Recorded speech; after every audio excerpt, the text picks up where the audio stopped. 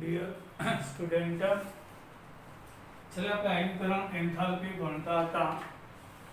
આજે આપણે આયનીકરણ એન્થાલ્પીને અસર કરતા પરિબળની વાત કરીએ. પહેલા આપણે આવર્તની વાત કરીશું. પેટા કક્ષામાં દાખલ થવાની ક્ષમતા એટલે કે કોઈ એક જ કક્ષા હોય ચોથી, તો એમાં 4s 4p 4d અને 4f હોય છે. તો પહેલા આપણે ઇલેક્ટ્રોન 4s માં દાખલ થાય છે, ખબર જ છે. હવે ઇલેક્ટ્રોન ગોઠવાઈ ગયા પછી ચડતા ક્રમમાં ગોઠવ્યા પછી જ્યારે ઇલેક્ટ્રોન 4s માંથી દૂર થાય તો વધારે ઉર્જા ખર્ચાય, કેન્દ્રની નજીક હોય. ઇલેક્ટ્રોન ભરાઈ ગયા પછી 4s કરતા 4p, એના કરતા 4d, એના કરતા 4f, એટલે s કરતા p, p કરતા d, d કરતા f માંથી ઇલેક્ટ્રોન દૂર કરવા ઓછી ઉર્જા ખર્ચાય.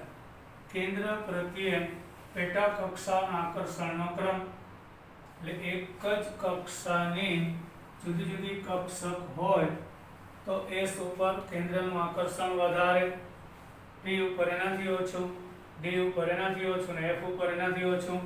એટલે s કક્ષકમાંથી ઇલેક્ટ્રોન દૂર કરવા વધારે ઉર્જા ખર્ચાય. જેમ કે 4s 4p 4d 4f માં હોય તો 4s માંથી દૂર કરવા વધારે ઉર્જા ખર્ચાય.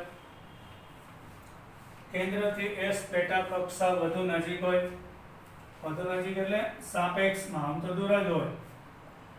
આથી pdf ની સરખામણીમાં ઇલેક્ટ્રોન દૂર કરવા વધુ ઉર્જાની જરૂર પડશે. હવે તમે જોઈ શકો છો, આપણે આવર્ત નંબર 2 લઈએ. Lithium, beryllium, boron, carbon, nitrogen, oxygen, fluorine. તો આવર્ત 2 માં આ પરમાણુ ક્રમાંક N2S1 થાય, N2S2, 2S2 2p1 12મી કક્ષા, 2s2 હિલિયમ પછી બધામાં આવશે. પછી 2s2 2p3, 2s2 2p4, 2s2 2p5 આવો ક્રમ હોય છે. તો લિથિયમની આયનીકરણ એન્થાલ્પી જનરલ નિયમ મુજબ આવર્તમાં ડાબેથી જમણે જાઓ, આયનીકરણ એન્થાલ્પી વધે. અહીં 2s માં 1 ઇલેક્ટ્રોન છે તો અહીં 2 છે. લિથિયમ કરતા બેરિલિયમની આયનીકરણ એન્થાલ્પી વધારે.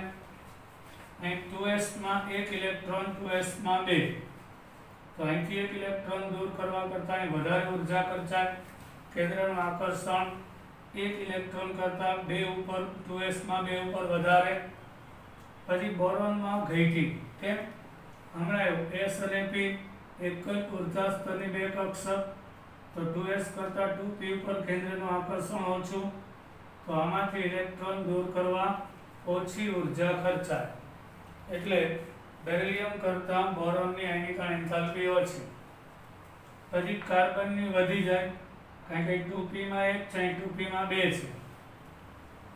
નાઇટ્રોજનમાં વધી જાય, અહીં 2p માં 3 છે, અહીં 2p માં 2 છે. ઓક્સિજનના કેસમાં ઘટશે, કારણ કે p4 થઈ જાય છે. એટલે p3 હોય, px py pz ત્રણેયમાં એક એક હોય અને ત્રણેય ક્લોકવાઇઝ હોય. હવે ચોથો ઇલેક્ટ્રોન આવે એન્ટી ક્લોકવાઇઝ હોય, એટલે ચોથા ઇલેક્ટ્રોન ઉપર કેન્દ્રનું આકર્ષણ ઓછું હોય, એટલે p4 માં ઓછી. પછી ફ્લોરિનમાં પાછી વધી જાય, કારણ કે હવે 2 ઇલેક્ટ્રોન એની ઓપોઝિટ, આ 3:1 હતું, ક્લોકવાઇઝ 3 એન્ટી ક્લોકવાઇઝ 1. હવે અસમિતિ વધારે હતી, હવે 3:2 થઈ જાય, એટલે 5 ઉપર આકર્ષણ વધી જાય. નિયમમાં સૌથી વધી જાય, કારણ કે p6 સૌથી વધુ સ્થાયી રચના હોય છે.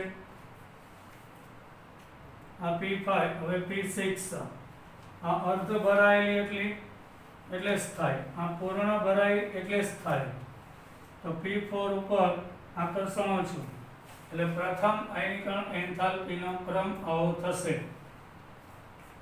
હવે પ્રથમ પછી દ્વિતીય આયનીકરણ એટલે એક એક ઇલેક્ટ્રોન ગુમાવ્યા પછી lithium, beryllium, boron, carbon, nitrogen, oxygen અને ફ્લોરિન.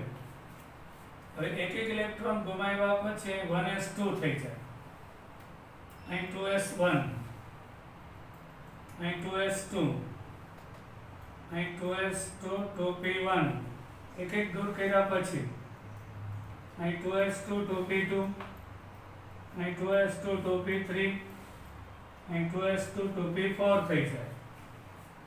તો હવે તમે જો 1s માંથી ઇલેક્ટ્રોન દૂર કરવા વધારે ઉર્જા ખર્ચાય એટલે 2s માં ઓછી. એટલે લિથિયમ કરતા બેરિલિયમ પ્લસ ની એટલે એક ઇલેક્ટ્રોન દૂર થાય પછી બીજો દ્વિતીય આયનીકરણ એન્થાલ્પી અહીંથી એક ઇલેક્ટ્રોન ગયો એટલે 1s2. હવે બીજો ઇલેક્ટ્રોન 1s માંથી જશે તો 1s કેન્દ્રની નજીક 2s દૂર હોય એટલે આયનીકરણ એન્થાલ્પી ઓછી. પછી અહીં વધી જાય કારણ કે 2s માં એક ઇલેક્ટ્રોન તો 2s માં બે. હવે 2s માંથી 2p માંથી તો s કરતા p હોય એમાં આયનીકરણ એન્થાલ્પી ઓછી. પછી n+1 માં વધી જાય અહીંયા p1 છે, અહીંયા p માં 2 છે, અહીં p3 છે. એટલે આમાંથી ઇલેક્ટ્રોન દૂર કરો અહીંયા વધારે ઉર્જા ખર્ચાય અહીંયા ઘટી જશે f કારણ કે અહીં 4 ઇલેક્ટ્રોન થઈ જાય તો ચોથા ઇલેક્ટ્રોન પર કેન્દ્રનું આકર્ષણ ઓછું થાય. આ પ્રથમ આયનીકરણ એન્થાલ્પી માટેનો ક્રમ છે અને ઓલો દ્વિતીય છે. હવે એક ઇલેક્ટ્રોન ગુમાવ્યા પછી બોરોન એ બેરિલિયમના ઇલેક્ટ્રોનિક વિન્યાસ ધરાવે એટલે બેરિલિયમની સેકન્ડ આયનીકરણ એન્થાલ્પી એ બેરિલિયમ કરતાં વધુ હોય છે. એટલે ફર્સ્ટ આયનીકરણ એન્થાલ્પી બોરોનની ઓછી, બેરિલિયમની વધારે. અહીંયા બેરિલિયમની ઓછી અને બોરોનની વધારે કારણ કે છેલ્લો ઇલેક્ટ્રોન 2p માંથી જાય, અહીંયા 2s માંથી જાય. અહીંયા 2s માંથી જાય એક હોય ત્યારે અહીં 2 છે તો 2s ના એક ઇલેક્ટ્રોન કરતા 2 ઉપર આકર્ષણ વધારે હોય. એટલે અહીંયા પ્રથમ આયનીકરણ એન્થાલ્પી બેરિલિયમની વધારે બોરોન કરતા, પણ દ્વિતીય આયનીકરણ એન્થાલ્પી બેરિલિયમની ઓછી બોરોન +1 કરતા હોય છે. આ પ્રકારની રચના જોવા મળશે. એટલે આવું તમને MCQ પૂછાઈ શકે.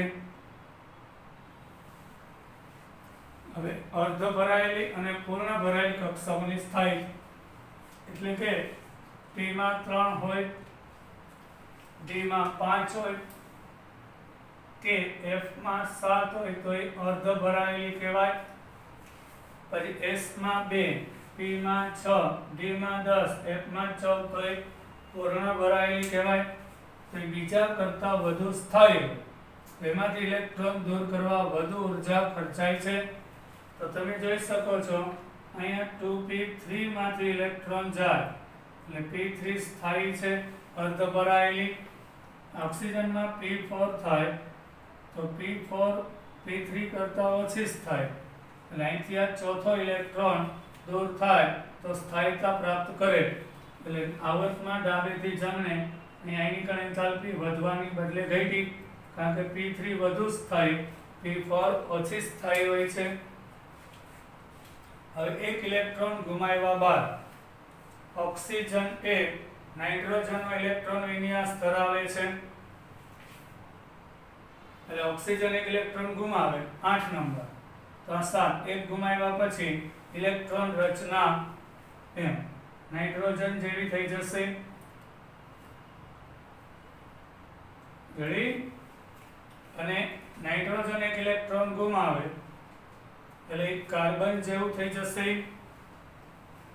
એટલે દ્વિતીય આયનીકરણ એન્થાલ્પી નાઇટ્રોજન કરતા ઓક્સિજનની દ્વિતીય આયનીકરણ એન્થાલ્પી કારણ કે જો નાઇટ્રોજનમાં એક ઇલેક્ટ્રોન ગયા પછી 1s2, 2s2, 2p6 કાર્બન જેવું થઈ જાય.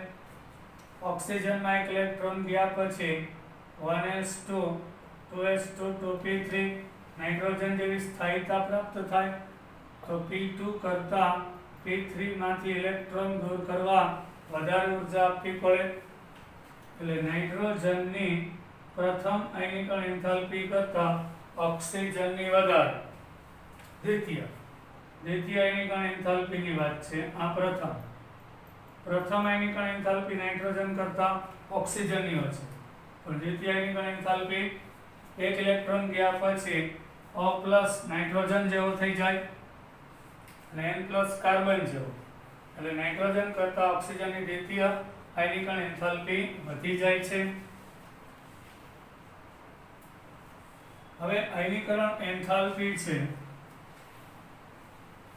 બરાબર. આ આવર્તની જ વાત કરીએ છીએ આપણે.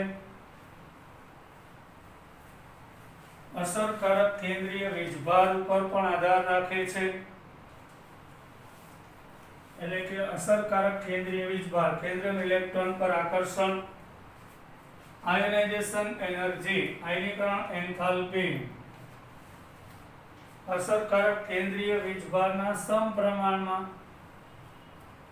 ધન આયનનો ધન વીજભાર જેટલો મોટો એટલો અસરકારક કેન્દ્રીય વીજભાર મોટો, એટલી આયનીકરણ એન્થાલ્પી વધારે. ઋણ આયનનો ઋણ વીજભાર જેટલો મોટો એટલે અસરકારક કેન્દ્રીય આકર્ષણ ઓછું, એટલે આયનીકરણ એન્થાલ્પી ઓછી. વ્યસ્ત સંબંધ થાય. ઊંચી ઓક્સિડેશન ધરાવતા આયનોની આયનીકરણ એન્થાલ્પી વધારે હોય છે. બહુ કોમન સેન્સની વાત છે કે પરમાણુ તટસ્થ હોય ત્યારે પ્રોટોન અને ઇલેક્ટ્રોન સરખા હોય છે.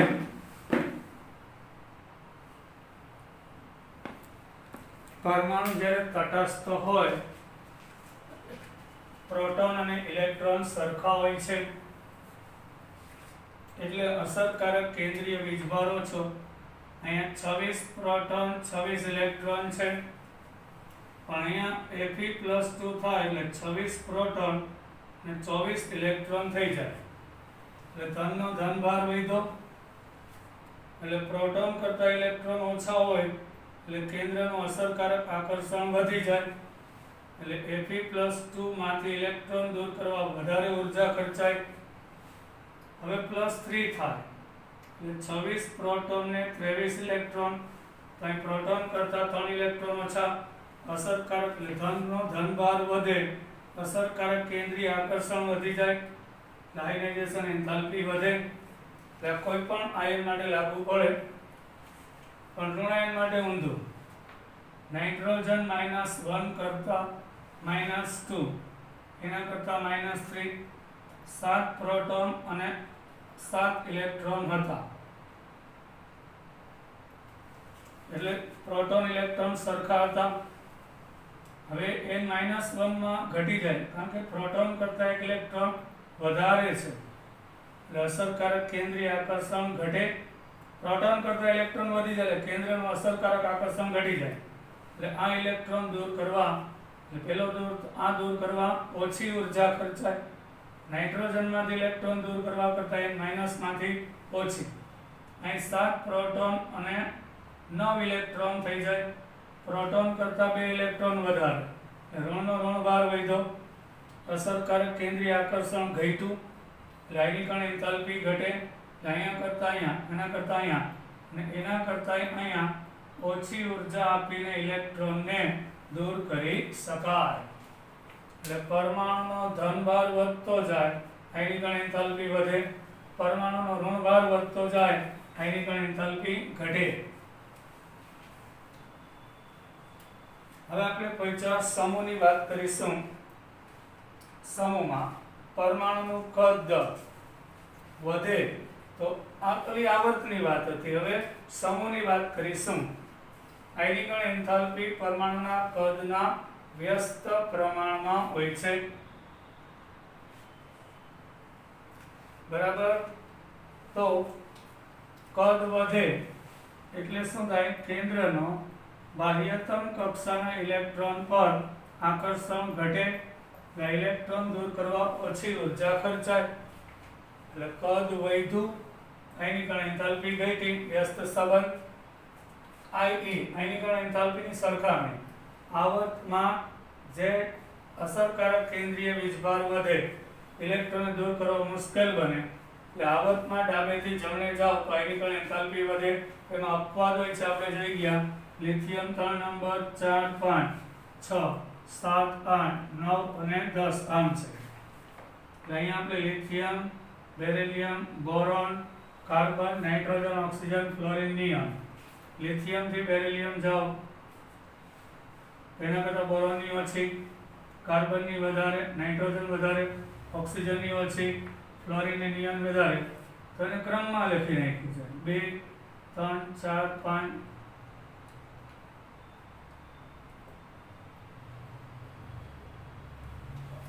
બરાબર. અહીંયા લીધું, અહીંયા લખ્યું છે બોરોન, અહીંયા બેરિલિયમ, અહીંયા. એટલે લિથિયમ કરતા બોરોન, બેરોન કરતા બેરિલિયમ નું. પછી અહીંયા એક અપવાદ આવ્યો એટલે કાર્બન પછી ઓક્સિજન લીધો, પછી નાઇટ્રોજન લીધો. આ રીતે અપવાદ પણ હોય છે. પણ સમૂહમાં, ગ્રુપમાં લિથિયમ થી સીઝિયમ જાઓ, કદ વધે, આયનીકરણ એન્થાલ્પી ઘટે. અહીં last electron 2s1, 3s1, 4s1, 5s1 અને 6s1 હોય એટલે કેન્દ્રથી અંતર વધે એટલે બાહ્યતમ કક્ષાનો ઇલેક્ટ્રોન સહેલાઈથી ઓછી ઉર્જા વડે દૂર થાય, આયનીકરણ એન્થાલ્પીમાં ઘટાડો થાય છે. અપવાદ છે આયનીકરણ ઉર્જા ગેલિયમની એલ્યુમિનિયમ કરતા વધારે. Boron, aluminium, gallium, indium, thallium. Boron 5 number 13, 31, 49 અને 81. બોરોનમાં હિલિયમ પછી 2s2 2p1 અને નિયોન પછી 3s2 3p1, આર્ગોન પછી 3d10 4s2 4p1. અહીંયા ક્રિપ્ટોન 36 પછી 4d10 5s2 5p1. પછી આવશે થેલિયમ એટલે ઝેનોન 54 પછી 4f14 5d10 6s2 6p1. સમૂહમાં ઉપરથી નીચે જાઓ તો કદ વધે તો આયનીકરણ એન્થાલ્પી ઘટે. તો બોરોન કરતા એલ્યુમિનિયમની ઓછી, એલ્યુમિનિયમ કરતા ગેલિયમની ઓછી હોવી જોઈએ બદલે વધારે છે. એનું કારણ છે સંક્રાંતિ સંકોચન. અહીં બાહ્યતમ કક્ષા પહેલા ખાલી ઊંડા વાયુ જેવી રચના છે. અહીંયા બાહ્યતમ કક્ષા અને ઊંડા વાયુની વચ્ચે 3d10 ભરાયેલી છે. એ સંક્રાંતિ સંકોચનને કારણે ગેલિયમની આયનીકરણ એન્થાલ્પી વધે છે. પછી ઇન્ડિનિયમ અને થેલિયમમાં ઘટશે. પછી આયનીકરણ ઉર્જા હાફનિયમ અને ઝિર્કોનિયમ. તો એ બેના સમૂહમાં ઉપરથી નીચે જાઓ તો ઘટવી જોઈએ, એની બદલે વધે છે. તો એનું કારણ છે કયું સંકોચન? લેન્થેનાઇટ સંકોચન. અહીં 4f માં 14 ઇલેક્ટ્રોન ભરાઈ જાય છે એટલે હાફનિયમની આયનીકરણ એન્થાલ્પી ઓછી હોવી જોઈએ એની બદલે વધી જાય છે. આ કારણસર આવું જોવા મળે છે. એટલે આપણે બધા અપવાદ શીખીએ છીએ. આયનીકરણ પોટેન્શિયલની ઉપયોગિતા. આયનીકરણ એન્થાલ્પી પરથી ધાત્વીય અને અધાતુ પરમાણુ ગુણ નક્કી થાય. આપણને ખબર આવર્ત કોષ્ટકમાં S વિભાગના તત્વ સમૂહ 1 અને સમૂહ 2. આની બહારની કક્ષામાં 1 ઇલેક્ટ્રોન, અહીંયા 2 હોય. P વિભાગમાં સમૂહ 13 થી 18 એટલે બહારની કક્ષામાં 3 થી 17મો સમૂહ હોય તો 7, 3 થી 7 અને 18મો સમૂહ હોય તો અષ્ટક પૂર્ણ હોય છે. તો બાહ્યતમ કક્ષામાં જેમ ઇલેક્ટ્રોન વધારે એટલે ઇલેક્ટ્રોન દૂર કરવા વધારે ઉર્જા આપવી પડે. તો જેની આયનીકરણ એન્થાલ્પી વધારે એમાં અધાતુપણાનો ગુણ હોય. આમાં ઇલેક્ટ્રોન સહેલાઈથી દૂર થઈ જાય એટલે આયનીકરણ એન્થાલ્પી ઓછી. એટલે ઇલેક્ટ્રોન ગુમાવવાના વલણને ધાતુપણાનો ગુણ કહેવાય. તો સામાન્ય ધાતુઓ ઓછી આયનીકરણ એન્થાલ્પી ધરાવે તેથી સહેલાઈથી ઇલેક્ટ્રોન દૂર થાય છે. જ્યારે અધાતુ તત્વો ઊંચી આયનીકરણ એન્થાલ્પી ધરાવે, તેથી ઇલેક્ટ્રોન દૂર કરવા મુશ્કેલી પડે છે, એટલે ગુમાવવા કરતાં મેળવવાનું વલણ વધી જાય છે. એટલે આયનીકરણ એન્થાલ્પી જેટલી ઓછી એટલો ધાતુકણાનું ગુણ વધારે, અને અધાતુકણાનો ગુણ એટલે આયનીકરણ એન્થાલ્પી જેટલી મોટી એમ અધાતુકણાનો ગુણ વધારે. ધાતુની સક્રિયતા આયનીકરણ એન્થાલ્પીના વ્યસ્ત પ્રમાણમાં. તો લિથિયમ છે, સોડિયમ, પોટેશિયમ, રૂબિડિયમ, સીઝિયમ સમૂહમાં ઉપરથી નીચે જાઓ આયનીકરણ એન્થાલ્પી ઘટે છે, એટલે એની સક્રિયતા વધે. અને લિથિયમ કરતાં સોડિયમ, પોટેશિયમ, રૂબિડિયમ, સીઝિયમ તેનું ઇલેક્ટ્રોન ગુમાવવાનું વલણ વધે, એટલે એની સક્રિયતામાં વધારો થાય છે, એટલે કે તે વધુ સક્રિય હોય છે એવું કહી શકાય. સમૂહમાં નીચે જતા આયનીકરણ પોટેન્શિયલ ઘટે, એટલે ધાતુની સક્રિયતા વધે છે.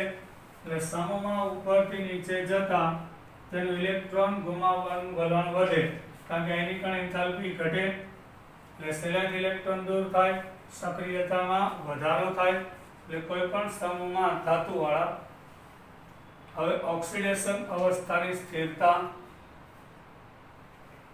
આમાં પોઈન્ટ છે આયોનાઇઝેશન પોટેન્શિયલ. જો બે ક્રમિક આયનીકરણ એન્થાલ્પીનો તફાવત 16 ઇલેક્ટ્રોન વોલ્ટ જેટલો કે એનાથી વધારે હોય તો તે નીચી ઓક્સિડેશન અવસ્થા વધુ સ્થાયી હોય છે.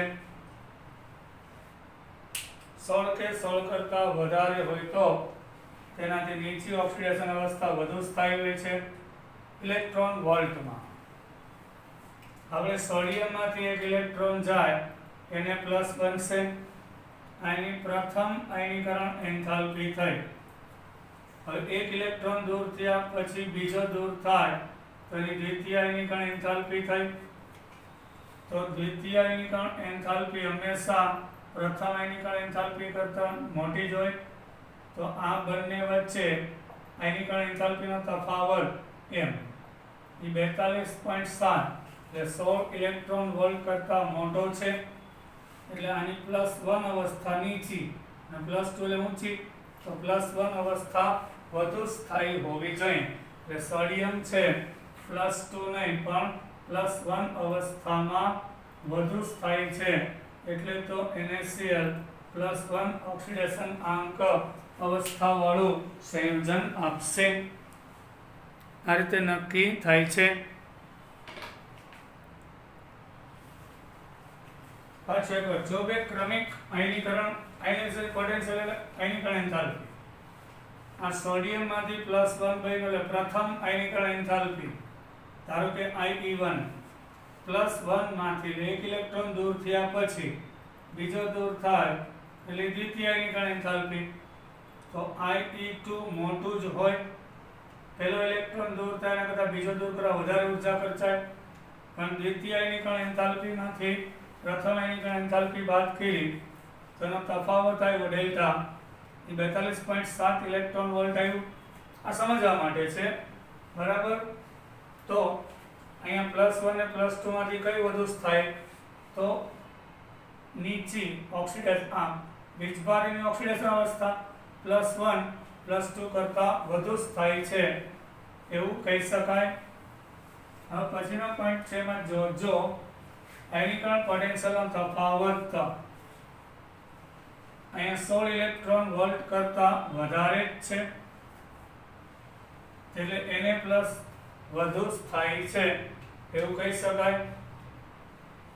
હવે જો બે ક્રમિક આયનીકરણ પોટેન્શિયલનો તફાવત 11 ઇલેક્ટ્રોન વોલ્ટ જેટલો કે એનાથી નાનો હોય તો એમાં નીચી નહીં પણ ઊંચી ઓક્સિડેશન અવસ્થા વધુ સ્થાયી હોય છે. આ રીતે સોડિયમ +1 સ્થાયી અને મેગ્નેશિયમ +2 એને સમજૂતી માટે આપેલું છે. તો આપણે અહીં લઈએ તો મેગ્નેશિયમમાંથી એક ઇલેક્ટ્રોન દૂર થાય એટલે +1 બને, તો એની પ્રથમ આયનીકરણ એન્થાલ્પી અને +1 માંથી +2 બને એટલે દ્વિતીય આયનીકરણ એન્થાલ્પી. તો મોટામાંથી નાનું બાદ થાય ને, તો આ બંને આયનીકરણ એન્થાલ્પીનો તફાવત IE2 - IE1 તો એ 7.4 ઇલેક્ટ્રોન વોલ્ટ આવે છે. તો એ 16 11 કરતા નાનો છે એટલે +1 કરતા +2 એટલે Mg+1 કરતા Mg+2 આયન વધુ સ્થાયી છે. એટલે મેગ્નેશિયમ એના સંયોજન બનાવે એમાં Mg+2 હોય છે. એમ એટલે એલ્યુમિનિયમની વાત કરીએ, એલ્યુમિનિયમ એક ઇલેક્ટ્રોન ગુમાવીને +1 બને અને એક ઇલેક્ટ્રોન ગુમાવ્યા પછી બીજો ગુમાવે તો +2. તો એની આયનીકરણ એન્થાલ્પી આ પ્રથમ અને દ્વિતીયમાંથી પ્રથમ બાદ તો તફાવત 12.8 આવ્યું. તો 16 કરતા વધારે હોય તો બરાબર, તો નીચી ઓક્સિડેશન અવસ્થા વધુ સ્થાયી હોય છે. એ રીતે આ 12.8 આવ્યું એટલે 11 ઇલેક્ટ્રોન વોલ્ટ કરતા આ મૂલ્ય મોટું છે. એટલે 11 ઇલેક્ટ્રોન વોલ્ટ કરતા મોટું હોય એટલે એમાં ઊંચો નહીં પણ નીચો ઓક્સિડેશનાંક વધુ સ્થાયી થશે. એટલે +1 માંથી +2 થાય એટલે દ્વિતીય આયનીકરણ એન્થાલ્પી અને +2 માંથી +3 એટલે તૃતીય. +2 માંથી +3 થાય એ તફાવત 11 કરતા નાનો છે એટલે +1 અને +2 માં કઈ +1 થાય, +2 અને +3 માં કઈ +3 વધુ સ્થાયી છે. એટલે +2 કરતા +1 અને +1 કરતા +3 વધારે સ્થાયી હોય છે. હવે આપણે આગળ વાત કરીએ તત્વના સંયોજકતા ઇલેક્ટ્રોનની સંખ્યા.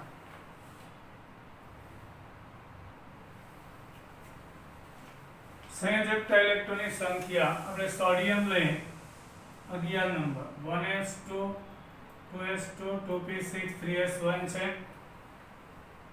તો અહીંયા પહેલી કક્ષામાં 2 પછી 8 અને 1.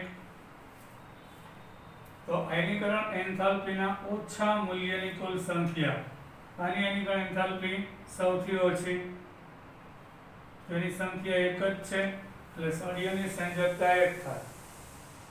આ એની કઈ થાય અહીંયા મહત્તમ થઈ જાય આયનીકરણ એન્થાલ્પી. એક ઇલેક્ટ્રોન ગયા પછી બીજો અંદરની બીજી કક્ષામાંથી જાય. મેગ્નેશિયમ લઈએ 1s2 2s2 2p6 તો અહીં પહેલો બીજો બે ઇલેક્ટ્રોન 3s માંથી જાય એની આયનીકરણ એન્થાલ્પી ઓછી એટલે એના સંયોજકતા ઇલેક્ટ્રોનની સંખ્યા 2. આમ આયનીકરણ એન્થાલ્પી પરથી સંયોજકતા ઇલેક્ટ્રોન પણ નક્કી થાય છે. એની અગત્યતા શીખા. ઇલેક્ટ્રોન આકર્ષકતા અથવા તો ઇલેક્ટ્રોન આકર્ષવાની એન્થાલ્પી એને ઇલેક્ટ્રોન એફિનિટી કહેવાય. એટલે એની બે સંજ્ઞા EA અથવા તો EG electron gain enthalpy, electron પ્રાપ્તિ એન્થાલ્પી આમે લખાય, ડેલ્ટા H EG પણ લખાય, બધું એક જ. EA ઇલેક્ટ્રોન એફિનિટી ઇલેક્ટ્રોન આકર્ષકતા, પરમાણુ ઇલેક્ટ્રોન આકર્ષવાનું વલણ, ઇલેક્ટ્રોન મેળવવા માટેની એન્થાલ્પી. જ્યારે આઇસોલેટેડ એકાકી એટલે પરમાણુ જ્યારે કોઈ બીજા પરમાણુ સાથે જોડાયેલો ન હોય અને વળી પાછો વાયુ અવસ્થામાં હોય ત્યારે એની સંયોજકતા કક્ષામાં ઇલેક્ટ્રોન દાખલ થાય ત્યારે શોષાતી અથવા તો છૂટી પડતી ઉષ્માને તેની ઇલેક્ટ્રોન પ્રાપ્તિ એન્થાલ્પી ઇલેક્ટ્રોન આકર્ષકતા ઇલેક્ટ્રોન એફિનિટી કહેવાય છે. અહીંયા બે કીધું છે, જો હેલોજન જેવું કોઈ તત્વ હોય ક્લોરીન તો ઇલેક્ટ્રોન મેળવીને ઋણાયન બને તો ઉષ્મા મુક્ત થાય ઇલેક્ટ્રોન પ્રાપ્તિ એન્થાલ્પી માઇનસ ઉર્જા છૂટી પડે. પણ હિલિયમ જેવા પરમાણુમાં ઇલેક્ટ્રોન દાખલ થાય તો બહારથી ઉષ્મા શોષાય તો ઇલેક્ટ્રોન પ્રાપ્તિ એન્થાલ્પી ધન હોય છે. X વાયુરૂપ પરમાણુ ઇલેક્ટ્રોન મેળવીને ઋણાયન બને ત્યારે એને ઇલેક્ટ્રોન એફિનિટી કહેવાય. બરાબર. સામાન્ય નોબલ વાયુ એટલે helium, neon, argon, krypton, xenon, radon બરાબર સિવાયના પ્રથમ ઇલેક્ટ્રોનનો ઉમેરો થાય, બીજો ને પ્રથમ તો ઉષ્મા ક્ષેપક હોય છે એટલે ઉષ્મા મુક્ત થાય છે. એટલે X કોઈ પરમાણુ ઇલેક્ટ્રોન મેળવી ઋણાયન બને તો ઉર્જા મુક્ત થાય, ઇલેક્ટ્રોન મેળવવાની એન્થાલ્પી માઇનસ ઋણ થાય. પણ જ્યારે એક ઋણાયન બની ગયો, ક્લોરીન છે 17 પ્રોટોન ને 17 ઇલેક્ટ્રોન હતા, એક ઇલેક્ટ્રોન મેળવીને Cl માઇનસ બની ગયો, 18 થઈ ગયા. પ્રોટોન ઇલેક્ટ્રોન પર આકર્ષણ ઘટી ગયું. હવે Cl માઇનસ માં બીજો ઇલેક્ટ્રોન દાખલ કરી -2 બનાવવો હોય તો બીજા ઇલેક્ટ્રોનને Ea2 કે આયનીકરણ એન્થાલ્પી 1 ઇલેક્ટ્રોન એન્થાલ્પી 1 ઇલેક્ટ્રોન પ્રાપ્તિ એન્થાલ્પી 1 અને ઇલેક્ટ્રોન પ્રાપ્તિ એન્થાલ્પી 2 તો એ ધન હોય છે હંમેશા. એટલે એકવાર ઋણાયન બની ગયો પછી ઋણભાર વધી ગયો એટલે 17 પ્રોટોન ને 18 ઇલેક્ટ્રોન એટલે કેન્દ્રનું આકર્ષણ ઘટે, નવા આવતા ઇલેક્ટ્રોનનું આપાકર્ષણ વધી જાય તો બહારથી ઉષ્મા આપવી પડે તો ઇલેક્ટ્રોન પ્રાપ્તિ એન્થાલ્પીનું મૂલ્ય ધન હોય છે. આ રીતે આપણે વિગતવાર કાલે જોશું. જય હિન્દ.